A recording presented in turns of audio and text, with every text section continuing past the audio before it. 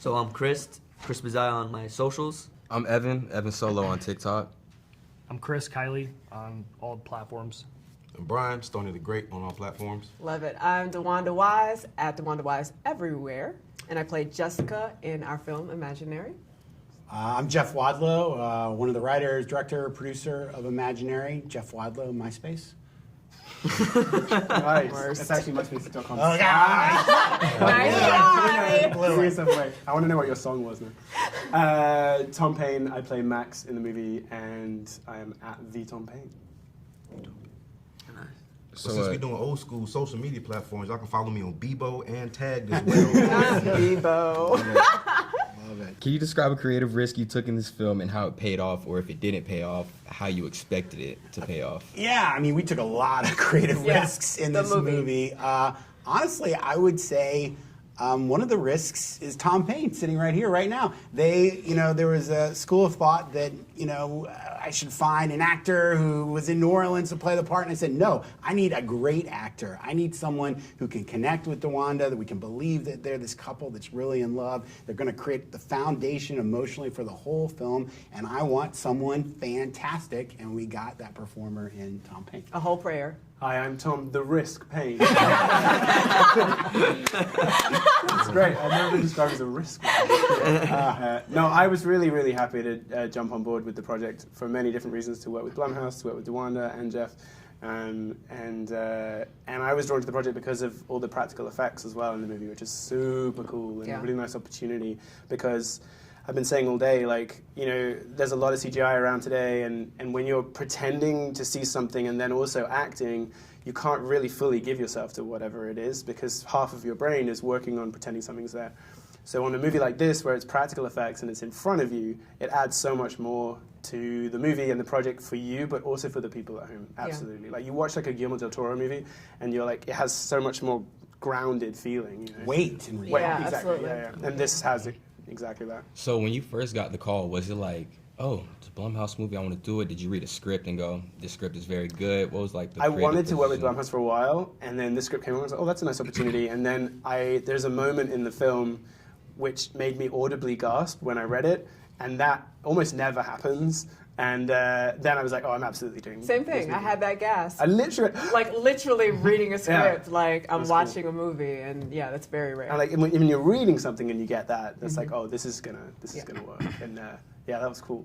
Yeah, I'm definitely doing that. So, Imaginary is a movie about a haunted object, Chauncey the Bear. So besides Imaginary, what are your favorite horror movies about haunted objects? That's so funny. That's a good question. I mean, I love all the Annabelle films. Oh, yeah. I think they are really well done and very scary, and actually were kind of a significant influence on this film. The Ouija movies, I think, are really well done, Blumhouse films. Sleeper is Stephen King's Christine. That was like With one the of car. with the car. Yeah. My grandfather owned a junkyard, so I grew up basically on a junkyard, and I remember at first I read Christine, and then I saw it, and man, there were a couple of months where I was like, no. I'm going to go to Granddad's house. Yeah. I was like, no, thank What about you. you, The Risk Pain? I would say, I would go like cooking with that classic. I know, I like it. Very British gangster. It's a hit. You gotta cook with that name. Bring in the risk. Oh my god. I would say Chucky. I just think, because also there's a whole humor to that franchise, which is adds a whole other tone to those movies, which make them kind of fun. So they're like horrific and scary, but also fun. Which and it's all practical as well, which is cool. I think hands down the best haunted object would have to be the Necronomicon from Evil Dead. That is very specific, and I love it. Yeah. Yeah, good call. Also, there's that book from Hocus Pocus. What was that called? Yeah. And that was really cool. Yeah, that's true. The book in Hocus Pocus. So usually with imaginary friends, they're good. It's something that kids look to as like something if they don't have anyone. What made you come up with an idea of a haunted imaginary friend that is terrifying? I mean, it's just kind of creepy, right? This Absolutely. kid sitting there like having a tea party with something that's not there. Like, that's a weird visual and moment. And so I kind of got the creeps from it, and I thought that, okay, we could do something scary with that. And I love making movies that deal with subjectivity, where I show the audience something, and then I say, oh, that thing I showed you, it's actually not real. But then they're like, okay, that's not real. And I say, this thing I'm showing you now is real.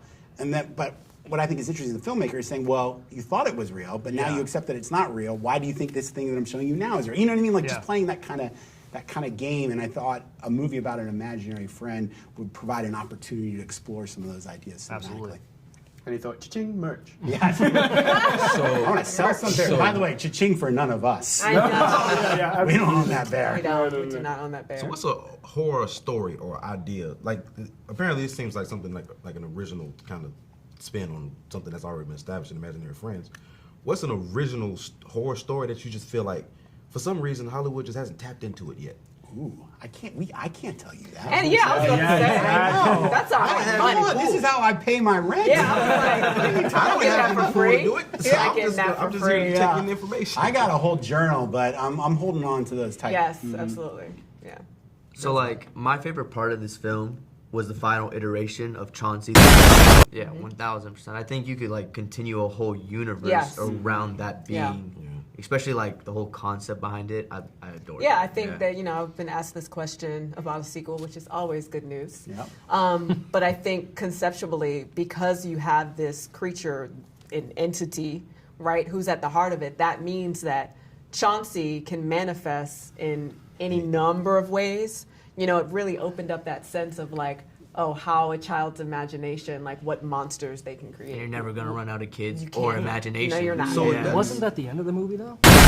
Nah, I'm gonna try to get off the spoiler topic. So with James Wan, you said he read the script. How was like the process of you like trying to because making movies is like making art. It's how you perceive it is how you want it to be made. So it's like, how were you able to take in like creative feedback from outside producers or test audiences or just all Jeff around? is really good at that. Yeah, I mean, I love filmmaking because it is collaborative art. I teach short filmmaking in my hometown every fall, and one of the things I say to the participants in that workshop, I say, listen, if you just want to do what you see in your brain, write a novel. Be an oil painter, right? Well, I love filmmaking because it is collaborative, and the movie at the end of the process looks nothing like what I imagined at the beginning, and I love it for that reason because we're all contributing to this stew, and ultimately the thing we make is way more complex and nuanced than any one person could have imagined. Yeah. That's awesome. But that's also a rare point of view, and he doesn't realize that because he is himself and he has always been himself.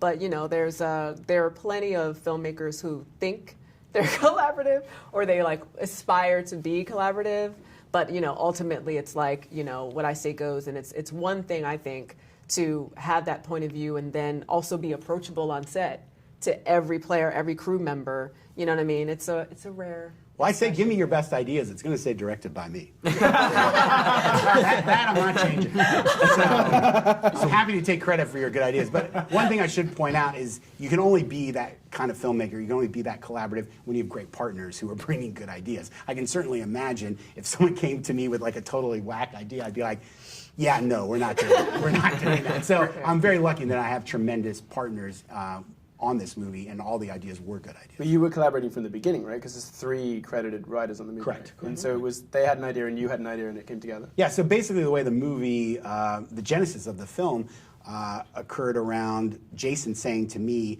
hey, we've just signed this first look deal with you after Truth or Dare and Fantasy Island. I want you to do a very classic sort of Blumhouse movie for your next film, a family in a house, bump in the night, that kind of thing. Sort of very insidious paranormal activity. And I was starting to think about, well, what do I want to make a movie about? And I have my journal, as I mentioned, and I'd always wanted to make a movie about an imaginary friend so I could play with subjectivity and what's real and what's not. And then I was also starting to invite writers to Blumhouse who I knew to talk about ideas to sort of feed this first look deal I had. And Greg Erb is an old friend of mine, and his writing partner is Jason Ormelin. And they came in, they said they wanted to do an evil teddy bear movie. And I thought, all right, well, let's just combine all 3 of these things. And it started to feel like a movie that I would want to see in theaters. Do you feel like the city of New Orleans helped to add an extra layer of horror effect to the movie? You mean the haunted city? You mean the haunted city of New Orleans? Yeah, Yeah. New Orleans is pretty creepy. It is. I don't know It's a if haunted city. It's my creepy. It's also very uncomfortable in June. Yeah. So you like want to get out of your skin in June. You're like, I can't. I'm Yeah. wrapped in 5 blankets just walking Yeah, down the there's street. this thing in the South that we have called humidity. Yeah. It's not I fun. spent a lot of time in it. It's Yeah, not I know. fun. It's not. I think so. I was super mindful of that. Like even when we, Jeff was like, oh, we're shooting in New Orleans, like all I could think of, when I read the first iteration of the script, it was like in Connecticut. and I was just thinking about like anywhere you shoot spiritually, the feeling of that city is going to end up on screen. Yeah. You know, even though we chose a house that was not a traditional haunted house, you know, the energy of it still feels up on screen. But more than anything, in this case, you know, I and Jeff and everyone was super obsessed with this crew. Yeah. And there's a certain like work ethic and a certain point of view and just a way of being, you know, from folks who like are from New Orleans that you just can't, you just want to wrap it up and take it with you everywhere. Yeah. Also, you know, the food.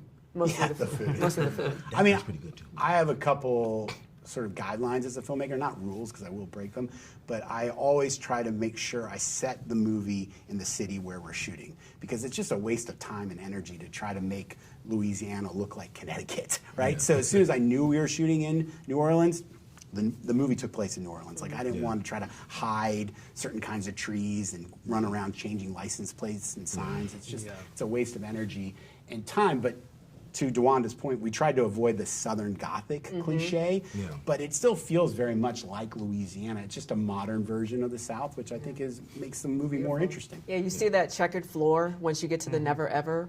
You know what I mean? And our set designer, Megan Rogers, you can see that. You see it in the lamps and that space too. So it makes the world really rich. Cool. Yeah. I love New Orleans. Me too. I love New Orleans.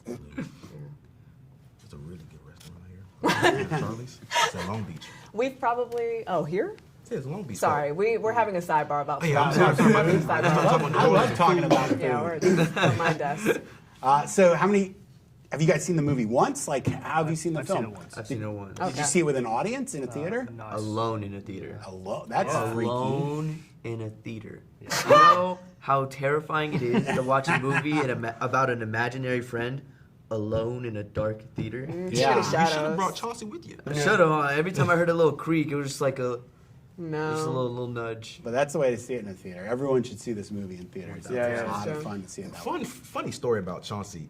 I have a Chauncey bear that was sent to me, and my daughter creeped me the crap out because she wanted to play with him. Yeah. And I was like, yeah, sure, you can play with Chauncey. I don't know if you should. Yeah, but, You yeah. you can play with Chauncey. And then she brought him back to me, and she said, Daddy, Chauncey's mad. I was like, oh, don't You know start. what I'm not. You know what I'm not here for. You know what I'm like. We're I'm not starting legit. this. You We're know what not- I'm we're not legit doing not it. here for. You are not the first person to tell me that. See, And that creeps me out. I think we need a legit Chauncey recall. I think we need a Chauncey influencer recall. And the fact that because my story was completely unrelated to the one she's talking about. I don't like this. No, I don't like it. Yeah, yeah.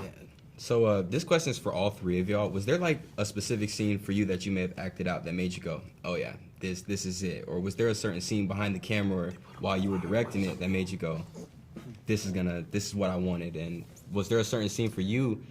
I have a few questions for you because like you were hitting a lot during the promotion of the movie, so it made me wonder if maybe you had like a little. Some nefarious. Yeah. But then there's like they gave away a bit of a scary turn that my character takes, which is kind of an interesting choice. Yeah. But this is the first time I played a dad in a movie. What? So yeah, and not just a dad, like dad of a teenager and a tweenager. Yeah. And honestly, there's a scene in the movie where what's Tegan's character's name? Taylor. Taylor. So Taylor's upset, and I comfort her and everything, and just the skill in which Tegan employed, and just being in that moment and being upset and turning to me and me feeling like, oh, I don't feel awkward with this. Like she feels like my daughter, I feel like her father. This feels real. Those little moments are just like, oh, there's like a bond here which I know will come across in the movie. And that's when that's when I know it's working. When the relationships work, Yeah. and like our relationship just felt really easy and simple, and Just all natural. I was just telling DeWanda, like a lot of my feeling was just like looking at her going, I'm so glad you're the lead of this movie. Because she's all the affection is just going like, for being here. no, but just because it's all about like movies that's, to do your best work, you should feel safe and supported and happy to be there. And that's in every department. And a lot of that comes from the top. And DeWanda was the lead of the movie, Jeff's the director. They're both awesome people and led really strong with strength and a lot of support. and it just means you can relax, and then the movie is going to work. So a lot of the scenes with us together, I'm just like, oh, I love you. This movie, this is great. This is working. This is cool. We're all very happy, and then that will translate, you know. And I'm happy to say I think it did. Yeah. It's so lovely. I will say also, to that point of playing parents of a teenager, someone today, there was an interviewer who was like, the most unbelievable part of that movie is that you and Tom Payne would be the parents of a 15-year-old. Yeah. No. We still got it. Oh, yeah. So, cracked me up. The scene for me, and Jeff knows this because I was like, we're like filming the movie and, you know, things change. There's like all these moving pieces or whatever. And I remember being like, but that's not getting cut though, right? But that scene's still in there, right? And it was kind of that second turn. And it felt to me like such a classic horror movie scene. And it was the scene that I was the most like nerdy actor craftswoman mindful of, because yes, there's this undercurrent, there's like this emotional beat, but I knew that if everyone could nail it technically, like every department, not just me, every actor in the scene, the lighting, the practical effects, closing the door, you know what I mean? If everyone hit it, that it was gonna like send chills. And every time I see it, I mean, I could replay it like over and over again. I'm so proud of it. Yeah, you're fantastic in that. I'm obsessed with that scene. Yeah, It's so delicious. I haven't seen it yet. You haven't seen the movie? Tonight would be my first time. A treat. I think I know what scene you're talking about. Yeah, the one in the nursing home. I tried to avoid all spoilers Yeah. No, the best I cool. could. So how many people are watching it tonight? It's packed. We have I think we have a couple theaters. Yeah, we have a couple It's gonna be a big party. The scene for me where I was like, oh, okay, this is working. Honestly, I would probably say, I think it was day one, and I know it's bold for me to say that because we had a long way to go, and I don't know if I really allowed myself to feel at the time, but looking back in hindsight, I think day one when you guys are pulling up in the car and the four of you are getting out and kind of arriving at the house, and the house is a character too. I don't know, I just had this feeling like, yeah, we got it right. I mean, I can't remember, it was either Billy Wilder or Warren Beatty said that 80% of directing is casting. And I always mean to look up and try to figure out who actually said it. One of those two directors said that. And it's really true, like if you cast the right actors, that's 80% of the job as a director. And I just had this feeling, because it's one of the only scenes where all four of you are really together. And it's not even really a scene, you're getting out of a car. But I just had this overwhelming feeling like, we got it right. That's awesome. Well, we really appreciate you guys for having this conversation with all of us. It was really awesome to get some insight about the movie making process and certain scenes on the movie. And yeah, we can't wait to see it. Well, thank you to you four for being fans of not just our film, but of the genre. And you know, we do it for people who love movies. I love movies. I know you guys love movies. So thank you for being such great supporters. Thank you. Of course. Yes. All right, cut it, please. Smashed Excited it. to see it.